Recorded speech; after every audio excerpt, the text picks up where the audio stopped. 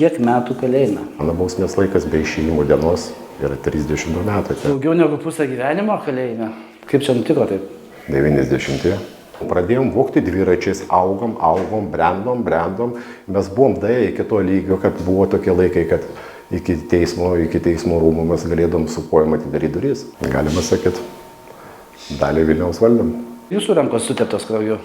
Man skambutis į telefoną, reikia susitikti. Kai aš supratau, kad čia įvyks konfliktas, pas mane buvo durklas, didžiulis durklas, kardo formos, buvo, ta prasme, nužudytas asmuo vieninteliu duriu tarp 6-7 šonkolio. Kažkada blogį neždavau kitiem. Žinau, kaip pasakysiu, yra karma.